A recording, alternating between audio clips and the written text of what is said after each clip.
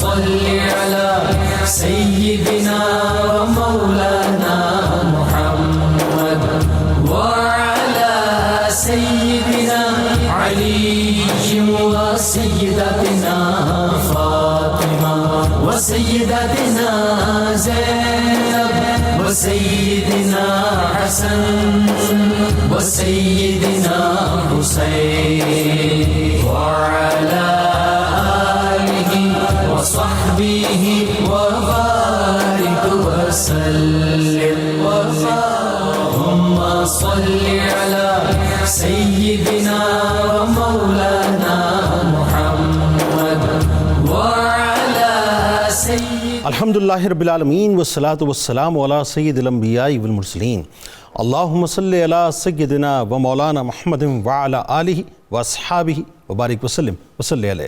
دنیا کے تمام دیکھنے والوں کو، تمام چاہنے والوں کو، تمام پیار کرنے والوں کو اور جہاں جہاں تک اس وقت میری آواز کو سنا اور مجھے دیکھا جا رہا ہے، جنید اقبال کی جانب سے انتہائی محبت کے ساتھ السلام علیکم۔ ایک بار پھر ناظرین آپ کو پر نور صبح میں صبح نور کے ساتھ میں دل کی گہرائیوں سے خوش آمدید کہتا ہوں، اور آئیے بلا توقف چلتے ہیں حضرت ابو انیس محمد برکت علی علیہ رحمہ کی تالیف اسماء النبی کریم صلی اللہ علیہ وآلہ وسلم سے رسول اللہ صلی اللہ علیہ وآلہ وسلم کا ایک اسم مبارک پڑھنے اور سننے کی سعادت حاصل کرتے ہیں۔ سیدنا الغافر صلی اللہ علیہ وآلہ وسلم، ہمارے سردار معاف فرمانے والے، درود و سلام بھیجے اللہ آپ صلی اللہ علیہ وآلہ وسلم پر، آپ صلی اللہ علیہ وآلہ وسلم کے آل پاک پر اور صحابہ کرام رضوان اللہ تعالیٰ علیہم اجمعین پر۔ حضرت معاذ رضی اللہ تعالیٰ عنہ سے روایت ہے کہ حضور نبی کریم صلی اللہ علیہ وآلہ وسلم ہے کہ جس شخص نے غصے کو پی لیا حالانکہ وہ اسے نافذ کرنے پر قادر تھا تو اللہ تعالیٰ بروز قیامت ساری مخلوق کے سامنے اسے بلائے گا اور اسے بہت بلند مقام عطا فرمائے گا جسے دیکھ کر تمام لوگ رشک کریں گے۔ بات یہ ناظرین کہ طلاق طلاق طلاق یہ وہ الفاظ ہیں جو ایک مرد کی زبان سے انگار بن کر نکلتے ہیں اور عورت کے وجود پر بجلی بن کر گر جایا کرتے ہیں۔ اس ایک لفظ کے اثرات ناظرین اتنے بھیانک ہوتے ہیں کہ اس کی لپیٹ میں صرف دو لوگ نہیں آتے بلکہ یہ آگ دو خاندانوں کو بری طرح جلا کر اور جھلسا کر معصوم بچوں کی زندگیوں تک کو تباہ و برباد کر دیا کرتی ہے، اسے کھا جایا کرتی ہے، انہیں احساس کمتری میں مبتلا کر کے نفسیاتی عوارض کا شکار بنا دیتی ہے اور ایک لمحے کا غلط فیصلہ ناظرین ایک لمحے کا غلط فیصلہ نسلوں پر محیط ہو جاتا ہے، پھر پچھتاوے کے سوا کچھ بھی نہیں رہتا۔ ناظرین کرام، جس معاشرے میں طلاق کی کثرت ہو جائے سمجھ لینا چاہیے کہ وہ معاشرہ فطری زندگی کے راستے سے بھٹک گیا ہے۔ بدقسمتی سے طلاق آج ہمارے معاشرے کا ناظرین ایک ایسا کینسر بن چکا ہے جو ہمارے خاندانی نظام کے جسم کو چاٹ کر کھوکھلا کر رہا ہے۔ حلال کاموں میں ناظرین یہ وہ حلال کام ہے جو اللہ کے نزدیک سب سے زیادہ ناپسندیدہ ہے اور شیطان کے نزدیک سب سے زیادہ پسندیدہ ہے، جس کی وجہ سے عرش الہی بھی کانپ اٹھتا ہے۔ ناظرین کرام، طلاق کے اس بڑھتے ہوئے رجحان سے معاشرے کا کوئی طبقہ بھی ناظرین ایسا نہیں ہے جو متاثر نہ ہوا ہو، یعنی صرف اپر کلاس نہیں، مڈل کلاس نہیں، لوور کلاس نہیں، ہر کلاس اس سے متاثر ہوئی ہے۔ میرے نزدیک ناظرین، میرے نزدیک اگر آپ مجھ سے پوچھیں کہ وجہ کیا ہے تو میں صرف ایک وجہ سمجھتا ہوں اور اس کی بنیادی وجہ یہ ہے کہ صرف اور صرف دین سے دوری ہے ناظرین۔ اب جتنی بھی وجوہات ہیں، چاہے اس میں عدم برداشت کو آپ لے لیجئے، اس میں آپ نشے کو لے لیجئے، تشدد ہو، بے جوڑ رشتے ہو، بے روزگاری ہو، فلموں اور ڈراموں کا اثر ہو، موبائل فونز کا استعمال ہو، انٹرنیٹ ہو، سوشل میڈیا ہو، ایکسٹرا میرٹل افیئرز ہو، کم عمری کی شادی ہو، اسٹیٹس کا فرق ہو، ذہنی ہم آہنگی نہ ہو، انا پرستی ہو، جہیز کا مسئلہ ہو، لالچ ہو، احساس محرومی ہو، یہ سارے امراض ناظرین جنم ہی اس وقت لیتے ہیں جب دین سے دوری شروع ہو جاتی ہے۔ مطلب ہم اپنی اولادوں کو ناظرین دنیاوی ترقی کے لیے سب کچھ سکھاتے ہیں، سب کچھ بتاتے ہیں، نہیں سکھاتے تو شادی سے پہلے رشتہ نبھانے کے آداب ہم نہیں سکھاتے۔ پہلے وقتوں میں ناظرین مجھے کہنے دیں جملہ، جب خاندان میں طلاق کا مسئلہ اٹھتا تھا تو پورا خاندان اور برادری جو ہے وہ دہل جایا کرتی تھی صاحب، یعنی اس ایک لفظ کو بہت گالی سمجھا جاتا تھا۔ گھر کے بڑے اور خاندان والے مل کر کسی نہ کسی طرح نباہ کرانے کی کوشش کرتے تھے، مگر اب تو صورتحال بہت مختلف ہو گئی ہے۔ اب تو یہ کہ بنی تو بنی ٹھیک ہے، ورنہ ٹھیک ہے ہم اون کر لیں گے اپنی بچی کو اور دیکھ لیں گے بچے کو۔ معاملہ یہ ناظرین کہ گیلپ اور گیلانی سروے کے مطابق پاکستان میں 98% لوگوں کا یہ کہنا ہے کہ اب طلاق کا ریشیو پاکستان میں بڑھتا جا رہا ہے۔ پاکستانی معاشرے میں اب یہ میں آپ کو ریکارڈڈ کیسز بتا رہا ہوں اور اس کو توجہ سے سنیے، دل تھام کے، انتہائی بھیانک کیسز ہیں ناظرین۔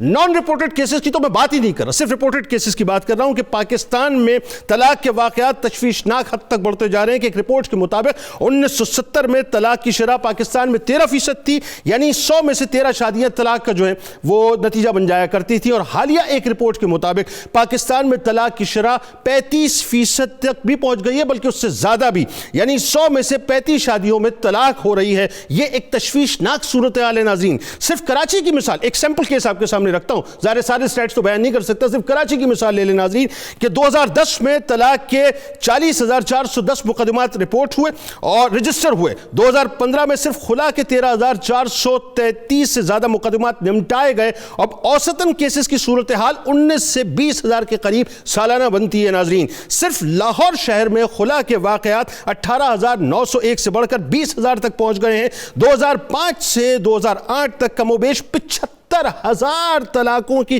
رپورٹ جو ہیں ناظرین وہ رجسٹر ہوئی ہیں، اور 2008 سے 2011 تک کم و بیش 1,00,000 طلاقوں کے کیسز رپورٹ ہوئے ہیں ناظرین۔ 2017 میں 5,000 خلا کے کیسز آئے، جن میں 3,000 لو میرجز کے کیسز تھے۔ لاہور کی 8 فیملی عدالتوں میں ناظرین گھریلو جھگڑوں کے باعث خلا کے 15,800 دعوے دائر ہوئے، جبکہ فیملی عدالتوں نے 7,700 خواتین کو خلا کی ڈگریاں جاری کیں۔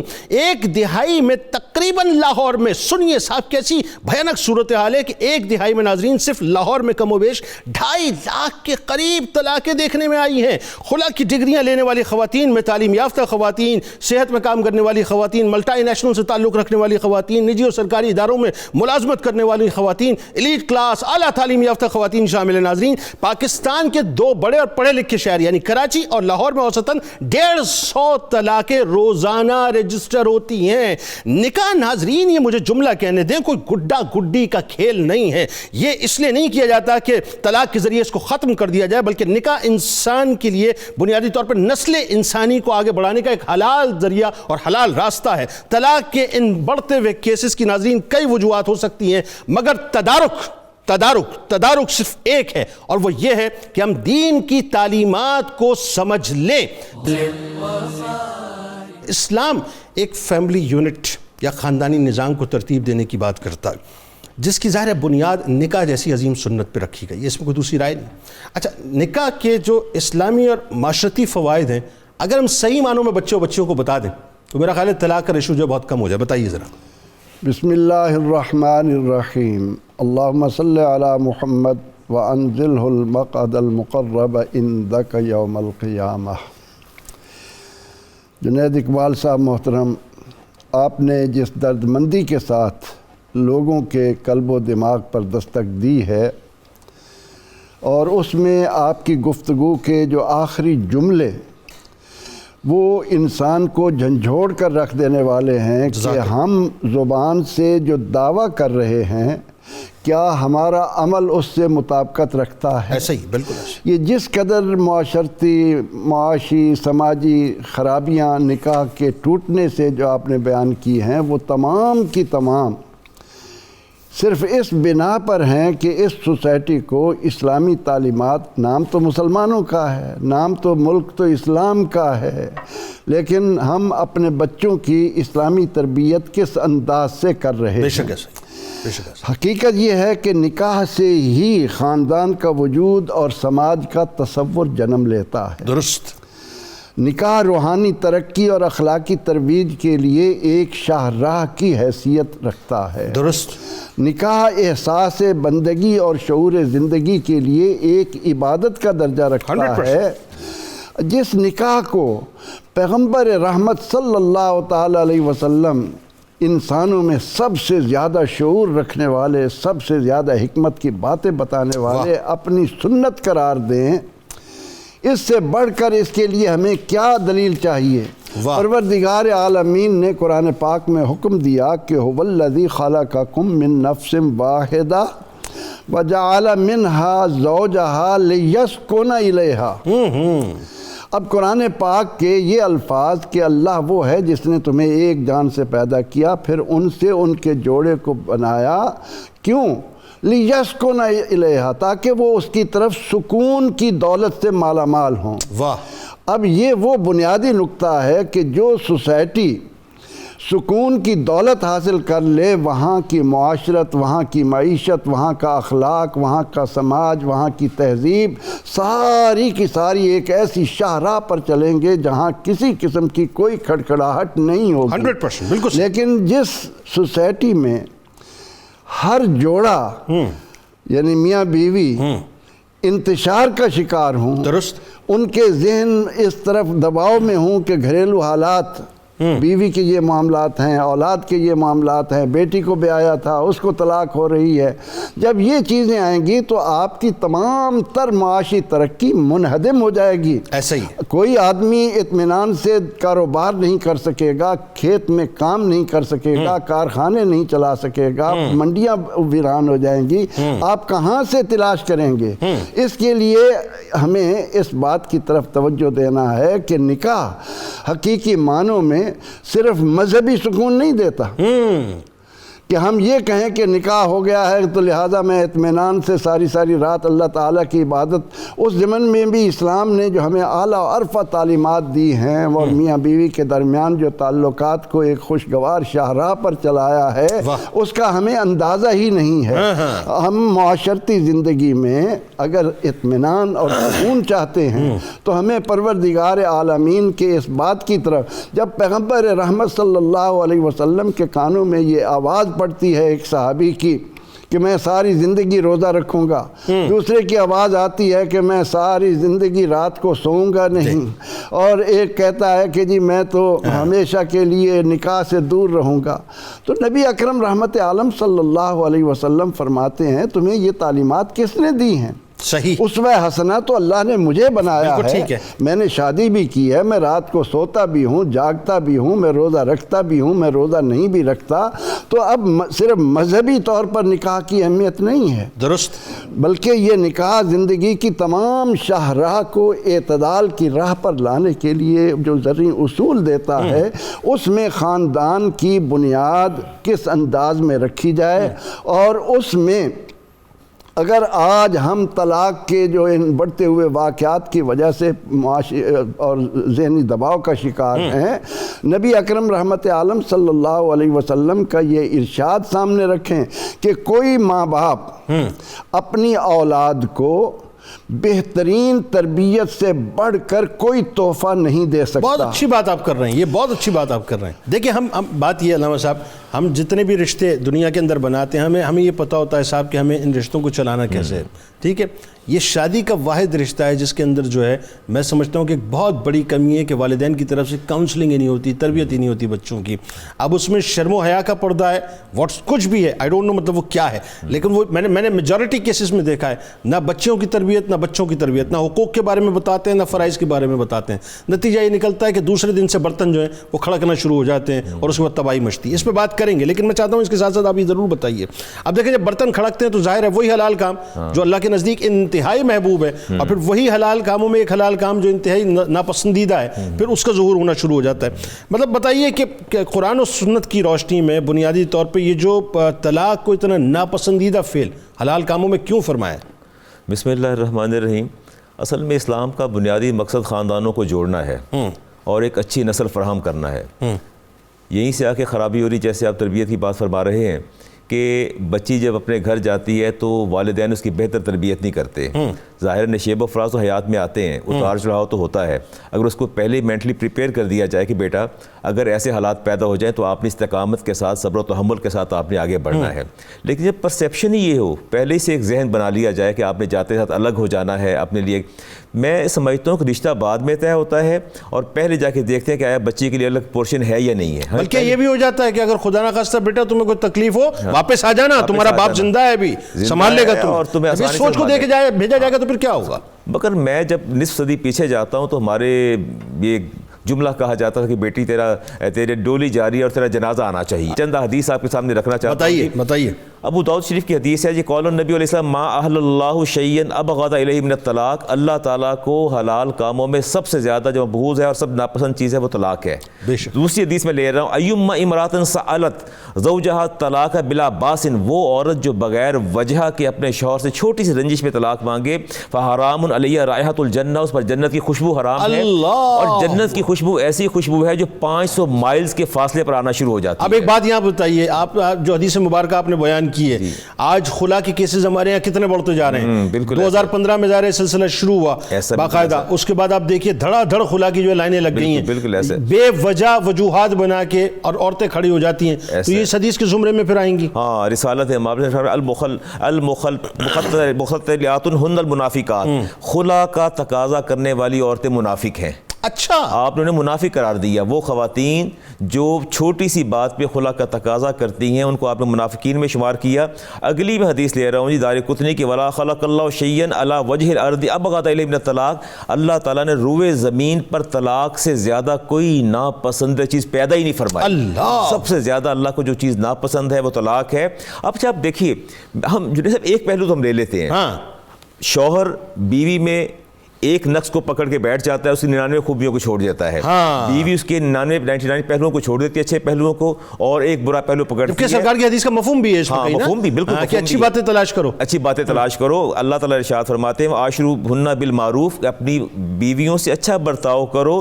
فإن کرہتموہن, اگر تمہیں کوئی ایک بات ناپسند ہے, فسا ان تکرہوا شیئا ویجعل اللہ فیہ خیرا کثیرا. یہ دیکھو اللہ نے باقی باتیں تو پسندیدہ ہے نا, اور جسے تم ناپسندیدہ سمجھ کے چھوڑ رہے ہو, کیا پتہ اللہ نے ساری خیر اسی کے اندر جمع کر دی ہو. اللہ اکبر. تو اللہ فرماتے ہیں کہ ایسا نہ کرو, کسی ایک بات کو پکڑنے کے بعد اس کو ایشو بنا کے اور بیوی کو چھوڑ دینا, علیحدگی اختیار کرنا تو ہمارے لیے کبھی بھی درست نہیں ہے.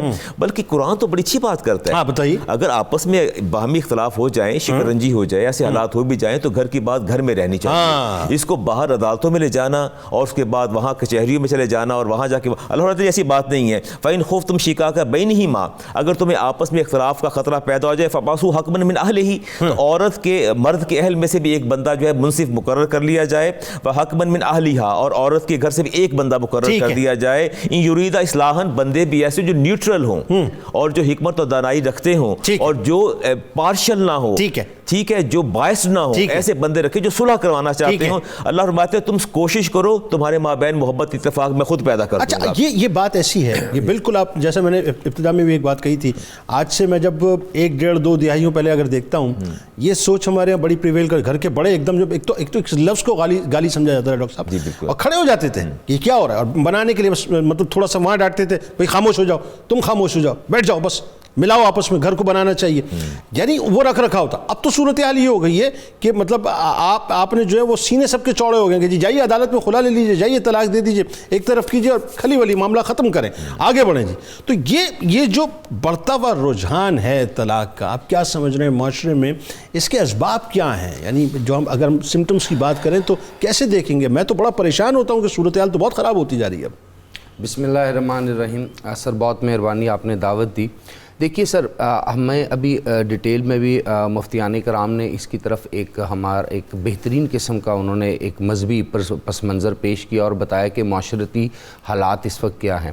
میں جب اس کو ایز اے سوشل چینج کے کنسرن میں سوشیالوجی میں دیکھتا ہوں تو 2 وجوہات مجھے بیسک اس کی نظر آتی ہیں. وہ کیا؟ پہلی وجہ تو سر اگر آپ دیکھیں تو 21ویں صدی کا جو آغاز ہے 2001 سے لے کے آج 2021 تک, ان 20 سالوں میں انسانی تاریخ میں ایسا نہیں ہوا کہ لوگوں تک وہ چیزیں بھی پہنچ سکی ہوں جو اس سے پہلے کی نسلوں تک پہنچی ہوں گی. ٹھیک ہے. یعنی ہم اگر سادہ الفاظ میں کہیں تو وہ تمام کے تمام شیطانی کھیل, وہ تمام کے تمام شیطانی ٹولز اور وہ تمام کی تمام طاقتور چیزیں جو انسانی اخلاقی معیار کو گرار سکتی ہیں. تو مجھے تو پہلے یہ جو ٹیکنالوجی کی بہت بڑی, جس کو آپ کہتے ہیں نا فلڈ آف ٹیکنالوجی, یلغار, اس کی وجہ سے بھی, کیونکہ ہمارے ہاں جو معاشرے ہیں نا یہ ٹریڈیشنل روایتی معاشرے ہیں. اگر آپ بر صغیر کے اندر بھی دیکھیں, ادر دین مسلم کمیونٹیز کو بھی بر صغیر میں دیکھیں, تو ہمیں نظر آتا ہے کہ وہاں پر بھی جو شادی کا بندھن ہے, جو ایک دوسرے کے ساتھ جو انسان پوری زندگی گزارتا ہے, اس کو بہتر سمجھا جاتا تھا. جب اسلام یہاں پر 7ویں صدی میں آتا ہے تو اسلام اس کو اور پختگی ادا کرتا ہے, کیونکہ اسلام عورت کے مقام کو بڑھا دیتا ہے. تو اب شادی کا جو بندھن ہے وہ اور زیادہ اسٹرانگ ہونا چاہیے. لیکن مجھے یہ لگتا ہے کہ پچھلے 20 سالوں میں ایک ہاتھ تو ٹیکنالوجی, دوسرے ہاتھ سر مجھے یہ لگتا ہے کہ ہم نے شاید اپنے آپ کو اسکول, کالج, یونیورسٹی میں گروم تو کر لیا ہے, بٹ ہم اپنے خاندانوں میں, اپنے گھروں میں اور اپنے بڑوں کے ساتھ بیٹھ کر وہ والی گرومنگ حاصل نہیں کر سکے جو صدہا سال سے, صدیوں سے, ڈیکیڈ سے نانیاں، دادیاں، پھوپھیاں، خالائیں، مائیں اپنی بیٹیوں کو اور دادے، والد، ماموں، چاچا، کزن اپنے بیٹوں کو دیا کرتے تھے اور وہ جوڑنے کی باتیں کرتے تھے. یعنی اس کو عام الفاظ میں اگر کہیں کہ میں جسے ہم کہتے ہیں جنریشن گیپ، وہ جنریشن گیپ آ گیا ہے، وہ تربیت کا فقدان اسی وجہ سے ہو گیا. اس وجہ سے اب اس میں ایک دیکھیے نا، دنیا میں پوری کہیں پہ بھی جائیں تو تعلیم کے ساتھ تربیت کا کانسیپٹ آتا ہے. ہم اور آپ تعلیم یافتہ تو ہیں، لیکن جو اس تعلیم کی بنیاد ہے تربیت، وہ کہیں نہ کہیں کھو گئی ہے. اب جب آپ تو آج کی بات کر رہے ہیں، میں بینگ اے ریسرچر جب آنے والے 10 یا 15 سال کو دیکھتا ہوں تو آپ بلیو کریں بعض اوقات میں کانپ جاتا ہوں تباہ کن کہ صورتحال جو اس وقت نسل میں تیار کر رہا ہوں اسکول، کالج، یونیورسٹی میں، جو نسل اس وقت میں اپنی کم علمی کی وجہ سے، اپنی کمزوری کی وجہ سے، ان ایکسپیرینسڈ ہونے کی وجہ سے تیار کر رہا ہوں، وہ نسل کیا بگاڑ پیدا کرے گی؟ سر ایک سوال آپ سے، سوال یہ مجھے بتائیے، میں نے ابتدا میں ایک بات کہی، مجھے لگتا ہے کہ جو دین سے دوری ہے یہ ایکچولی یہ ہے بنیادی طور پر سبجیکٹ، اس کے نیچے یہ ساری چیزیں جو ہیں یہ اس کی سمجھ لیں پارٹ اینڈ پارسل ہیں، کہ عدم برداشت کا ہونا، یہ انٹرنیٹ ہونا، یہ یلغار، یہ بلا بلا بلا اسٹیٹس کا نام ملنا، ذہن کا نام ملنا، مطلب یہ ساری چیزیں اب آپ اس میں ملاتے چلے جائیں نا، اس میں نشہ ہے، اس کے اندر مار پیٹ ہے، تشدد، سب کچھ ہے. آپ نے بھی بڑی بہترین اس کی طرف نشاندہی کی کہ ہمارے ہاں پیرنٹس بھی ایک عجیب و غریب قسم کے ایموشنلزم اور ایک عجیب و غریب پرائیڈ کا شکار ہوتے ہیں کہ ہم نے اتنا سب کچھ تمہیں کر کے دیا. مثلا آپ نے کیا کر کے دیا؟ سب سے بڑی بات تو آپ کو تربیت دینی چاہیے تھی. دوسری امپورٹنٹ چیز سر، اختلاف جو ہے وہ انسانی زندگی کے ساتھ ہوتا ہے. ٹھیک ہے، اختلاف خوبصورتی بھی ہے. اگر کہیں اختلاف آیا تو کانفلکٹ مینجمنٹ اینڈ ریزولوشن بھی تو اس کو سکھائیں، درست، اس کو اختلاف کا حل بھی تو سکھائیں. درست. پروفیسر صاحب ذرا بتائیے، طلاق کے جو مذہبی، معاشرتی، سماجی، معاشی اور کئی ایک نقصانات ہیں، بتائیے ذرا اس بارے میں.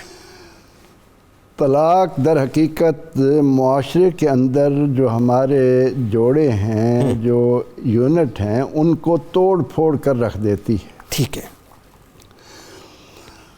اور اس کی وجہ سے جب انسان خواہ وہ مرد ہے یا عورت ہے، ذہنی طور پر پریشان ہونے کے ساتھ وہ زندگی کے تمام معاملات میں جن کا آپ نے تفصیل سے ذکر کیا وہ بکھرتا چلا جاتا ہے.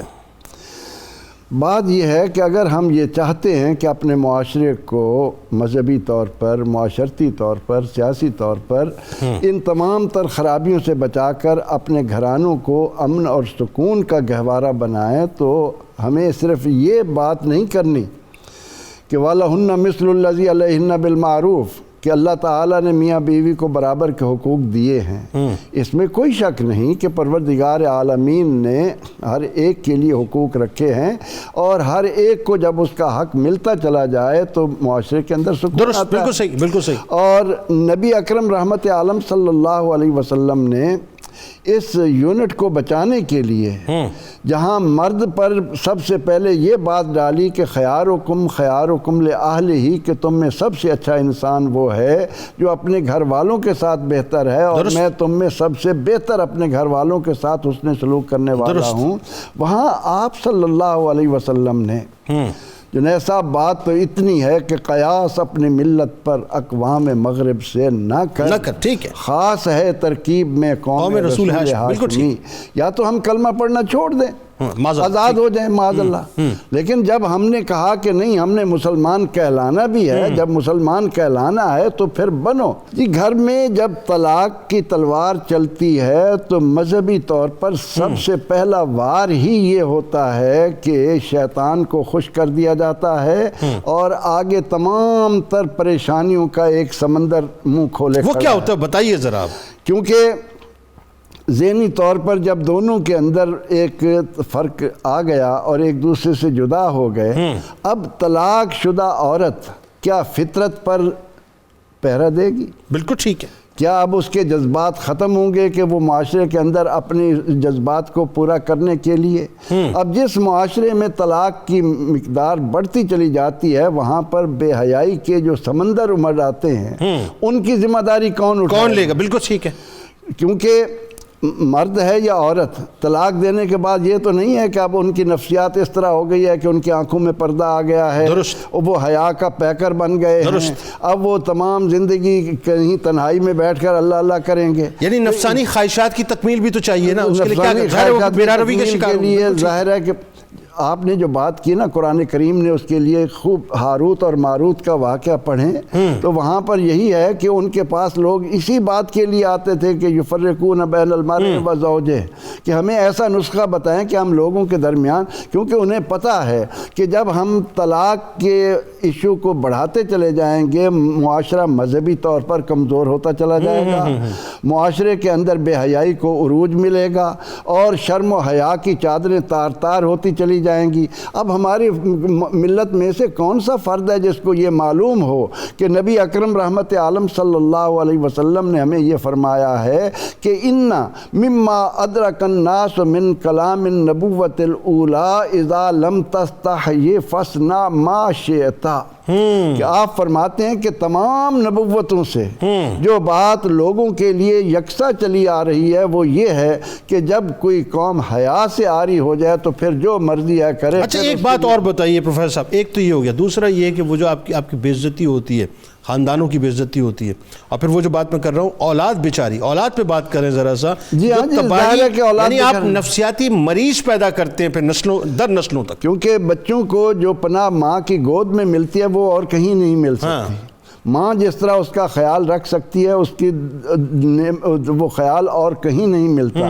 باپ کا سایہ اس کو جو تحفظ دے رہا ہوتا ہے، یہ دونوں جب جدا ہو جاتے ہیں تو اولاد تو پھر نفرتوں کے انبار میں کھو کر پھر وہ معاشرے کے اندر ایسا ناسور بنتے چلے جاتے ہیں کہ ان کی آنکھوں میں حیا اور بڑوں کا احترام، چھوٹوں کے ساتھ شفقت، وہ تمام چیزیں مفقود ہو جاتی ہیں اور پھر معاشرہ کھلے جانوروں کی طرح کہ جو جی میں آئے وہ کرتے چلے جائیں. اس میں بڑی تباہیاں ہیں. ایک لفظ ہم نے کہا طلاق طلاق طلاق، اس کے نتائج اتنے بھیانک ہیں. میں نے ایک جملہ کہا نا، میں نے بہت سے لوگوں کو دیکھا ہے جب یہ منہ سے نکل جاتا ہے غصے میں دے دی تھی، کیا کرتے ہیں غصے ہی میں دی جاتی ہے، اور کیا کرتے ہیں اوور دی کپ آف نہیں دی جاتی، یہ غصے ہی میں دی جاتی ہے.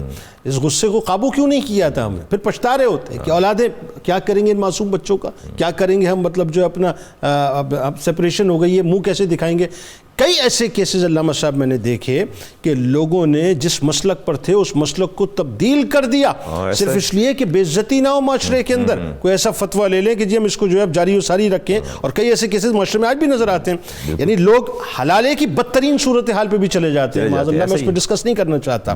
طلاق کے بڑھتے ہوئے رجحان کا تدارک قرآن و سنت کی روشنی میں کیسے کیا جائے، ذرا بتائیے لوگوں کو. قرآن کریم نے ایک بہت اچھا حل دیا ہے، بتائیے.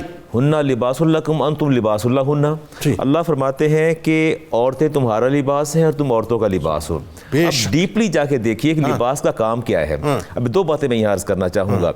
دیکھیے آپ نے اتنا اچھا ڈریس پہن رکھا ہے، اس پر اگر کوئی دھبا یا داغ یا کوئی علائش لگ جاتی ہے، آپ اس کو نہ تو کاٹیں گے، نہ پھینکیں گے، نہ جلائیں گے، آپ اس کو دھو کے صاف کر دیں گے، علائش کو دور کر دیں گے.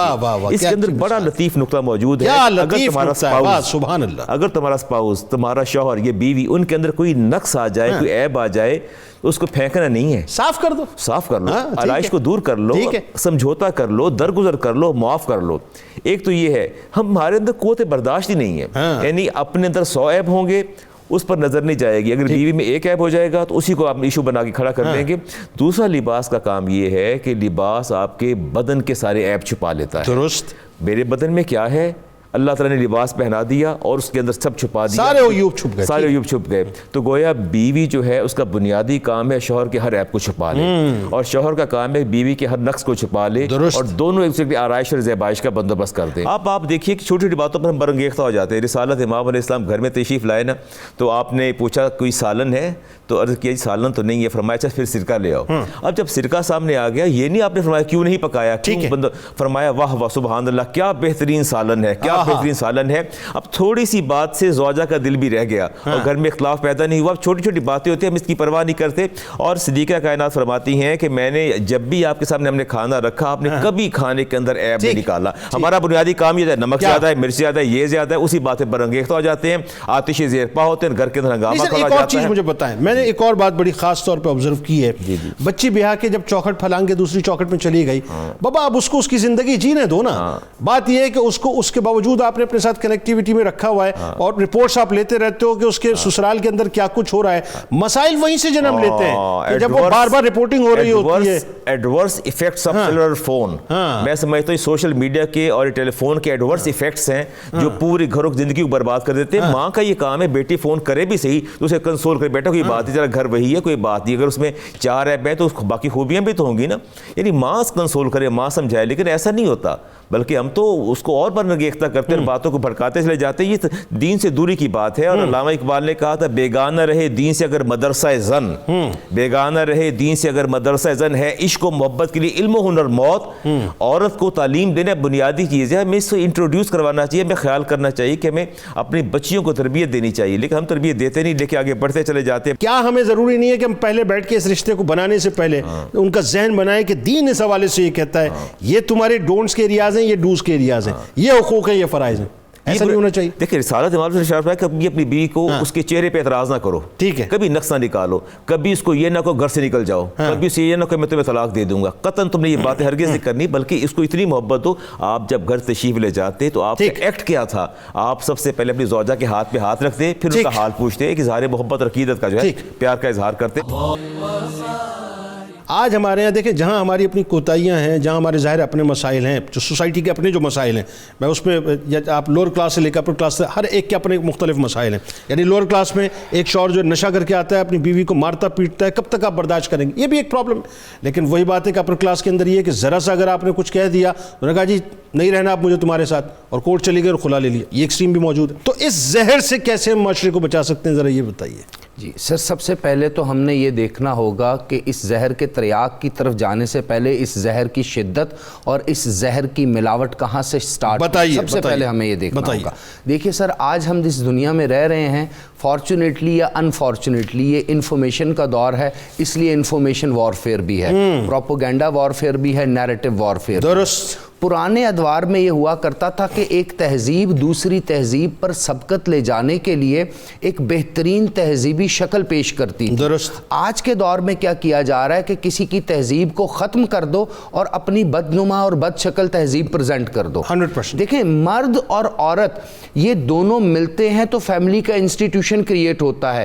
وہ جو اولاد ہے اس کی پہلی آماجگاہ اپنے والدین ہوتے ہیں, اپنا گھر ہوتا ہے, پیئر گروپ ہوتا ہے, محلہ ہوتا ہے, خاندان ہوتا ہے, اور پھر سسٹم. اب وہ بچہ جب گھر میں بھی وہی معاملات دیکھتا ہے, محلے میں بھی وہی معاملات ہے, ٹی وی پر بھی وہی معاملات ہے, تو ہر ایک طرف سے اس کو وہ جو ایفیکٹ اور امپیکٹ آ رہا ہوتا ہے, الٹیمیٹلی وہ بڑا ہو کے یہ سمجھتا ہے شاید سوسائٹی میں مسائل کا حل مسائل سے بھاگنا ہوتا ہے. تو میں کیوں نہ یہ کام کروں کہ طلاق لوں یا طلاق دوں. مرد ہے تو طلاق دے دے گا, عورت ہے تو خلا لے لے گی. اب وہ اپنے مسائل کا حل نہیں کر رہے ہوتے, اسے بھاگنا چاہ رہے ہوتے ہیں. اور جو ماڈرن ہسٹری آف مین ہے اس میں نبی پاک صلی اللہ علیہ وآلہ وسلم کا میسج یعنی شریعت محمدی صلی اللہ علیہ وآلہ وسلم ہے جو انسانی سائیکالوجی کو بیسٹ ڈیل کر گئے. اور اس انسانی سائیکالوجی کے اندر یہ جو مذہب ہے اس میں معاشی نظام بھی دے دیا, فیملی سسٹم بھی دے دیا, معیشت بھی دے دی, سیاست بھی دے دی, حکومت بھی دے دی. تو اگر ان کا یہ سسٹم فیملی سسٹم باقی بچ جاتا ہے تو ہمارے لوگ تو اٹریکٹ ہو جائیں گے. درست. تو الٹیمیٹلی پھر انہی کا معیشتی نظام آئے گا, انہی کا سماجی نظام آئے گا, ان کا حکومتی نظام آئے گا اور ان کا سلسلہ چلے گا. سر بچا کیسے جائیے, تدارک کیسے ہو؟ بالکل. اب میں آتا ہوں آپ کے اس سوال کی طرف کہ اب ہم نے اس سے بچنا کیسے ہے. سر دیکھیں, میں ایک عرصہ 11 سال سے پڑھا رہا ہوں, تو میں یہ سمجھتا ہوں کہ ریسرچ اور ٹیچنگ جب اس کو کمبائن کیا جاتا ہے تو ہم جب کسی چیز کا حل تلاش کرتے ہیں نا تو ہم اس کے کاز کی طرف واپس جاتے ہیں. ایک جملہ قطع کلام کی معذرت یہیں سے کنٹینیو کیجیے گا. آپ نے ایک جملہ کہا تھا ابتدا میں, وہ جملہ یہاں آ کے مجھے پھانس کی طرح چپ گیا میرے دماغ میں. آپ نے کہا جو میں دیکھ رہا ہوں, چونکہ میں ایک ٹیچر ہوں, میں پڑھا رہا ہوں اسٹوڈنٹس کو, تو میں دیکھ رہا ہوں کہ اگلی 1-2 دہائیوں کے اندر انتہائی بھیانک ترین صورتحال ہے. کیا آپ کا کہنا یہ تو نہیں ہے کہ اب لوگ اس انسٹیٹیوشن سے راہ فرار اختیار کرتے ہیں؟ بالکل ایسا ہی, بالکل ایسا ہی. اللہ. اور سر وہی میں عرض کر رہا ہوں نا کہ ہم جب اس کے کاز کی طرف آئیں گے نا تو ہمیں کاز میں نظر آئے گا کہ ہم نے مٹیریل گین کو سب کچھ بنا لیا ہے.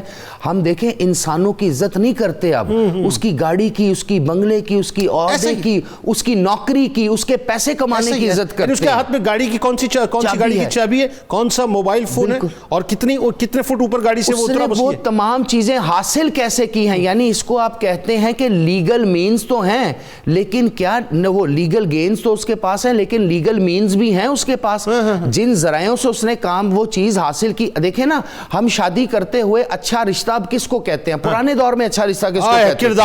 کردار. تو آج اچھا رشتہ کس کو ہے کہ جو نظر آ رہا ہے. آپ کے پاس ہے کیا, آپ دے کیا سکتے ہو, آپ بنا کیا سکتے ہو, آپ سنبھال کیا سکتے ہو, آپ بنا کیا سکتے ہو. یہ بھی ایک تباہی کی وجہ ہے, یہ سب سے پہلی وجہ سے شادی کر رہے ہوتے ہیں. مٹیریلزم. دیکھیں نا, میں اور آپ وہ ہیں جن کا بچپن یا جوانی کا کچھ عرصہ 90s میں گزرا ہے, تو ہماری اقدار تو تھوڑی بہت قائم ہے.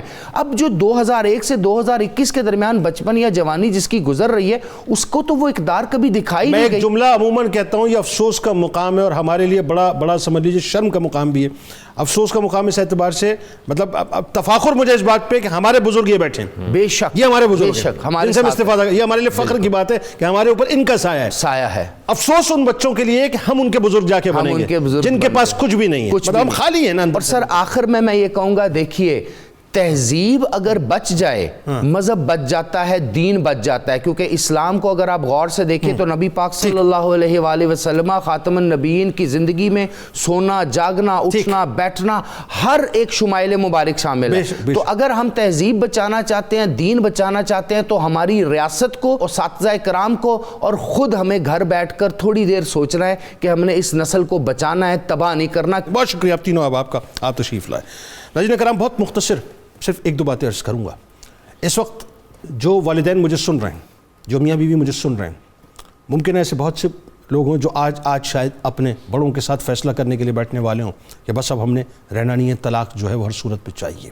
ہو سکتا ہے شاید وہ تیاری کر رہے ہوں کورٹس کی طرف جانے کی کہ آج جو ہے مقدمہ دائر کرنا ہے. ہو سکتا ہے کہ خاتون ایسی ہوں جو تیار ہو چکی ہوں ذہنی طور پہ کہ آج میں خلا کا مقدمہ دائر کر لوں گی. اپنے گھر سے نکلنے سے پہلے ایک لمحے کچھ نہیں کیجیے گا, کچھ نہ کیجیے گا. میں آپ سے کوئی بات نہیں کر رہا. وہ جو آپ کا ننھا سا پیارا سا بچہ آپ کے سرانے کہیں سویا ہے, یا وہ شہزادی جو آپ کی ننھی سی پیاری سی آپ کے سرانے سوئی ہوئی ہے, ہو سکتا ہے اس کے چہرے پہ بلینکٹ ہو, چادر ہو, ایک لمحے اس بلینکٹ کو اتار کے, اس چادر کو اتار کے اس کا معصوم سا چہرہ ضرور دیکھ لیجیے گا, ایک لمحے. اور میں کچھ نہیں کہہ رہا. اور صرف یہ دیکھیے گا کہ آپ کے اس فیصلے کے چند لمحوں کے بعد جو ہے اس کے سر کے اوپر اس کے باپ کا سایہ نہیں رہے گا, اس کے سر کے اوپر اس کی ماں کا سایہ نہیں رہے گا. یہ بچہ, یہ بچی 2 حصوں میں تقسیم ہو جائیں گے. کبھی باپ اس کو گھسیٹ کے اپنی طرف لے کے جائے گا, کبھی ماں اسے گھسیٹ کے اپنی طرف لے کے جائے گی. اس معصوم کی طرف ضرور دیکھیے گا, اس کے بعد اپنے قدموں کو باہر نکالنے کی کوشش کیجیے گا. مجھے یقین ہے کہ قدم پلٹ کے واپس چلے جائیں گے, باہر نہیں جائیں گے انشاءاللہ. کتاب الشفا, غصہ ختم کرنے کا وظیفہ فرمانے رسول صلی اللہ علیہ وآلہ وسلم کہ جب غصہ آئے تو اس وقت لا حول ولا قوت الا باللہ العلی العظیم کثرت سے پڑھا جائے, اور اگر اس وقت ممکن ہو تو وضو بھی کر لیا جائے. حضرت علی کرم اللہ وجہ الکریم کا قول مبارک ہے کہ معاف کرنا سب سے زیادہ اسے زیب دیتا ہے جو سزا دینے پر قادر ہو.